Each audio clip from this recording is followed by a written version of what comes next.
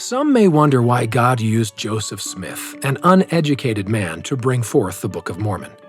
While Joseph did receive some basic education before translating the Book of Mormon, his friends, family, associates, and even critics all described him as relatively unlearned.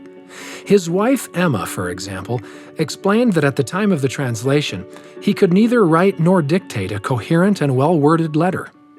Martin Harris similarly declared that Joseph was a poor writer and could not even draw up a note of hand as his education was so limited. Samples of Joseph's early writings, including their lack of punctuation and frequently misspelled words, help confirm these descriptions. For example, Joseph himself stated that he was deprived of the benefit of an education and was merely instructed in reading, writing, and the ground rules of arithmetic. It's also noteworthy that the destitute circumstances of the Smith family required long hours of continuous labor from all who were capable of work.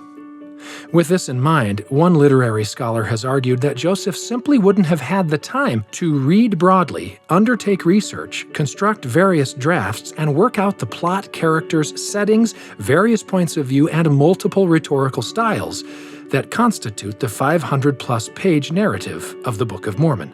Even if he did have the time, he clearly lacked the educational opportunities and literary development that the great writers of his day all seem to have had.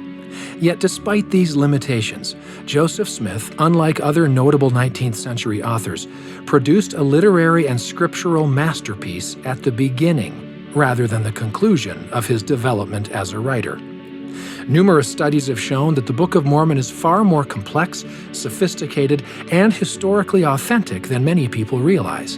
And yet somehow it was brought to the world by an unlearned 23-year-old farmer who dictated its lengthy text in no more than 74 working days, without notes or reference materials, and without any substantive revisions.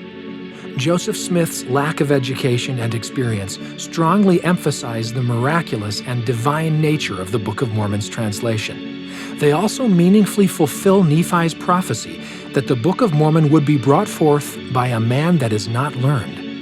And now you know why.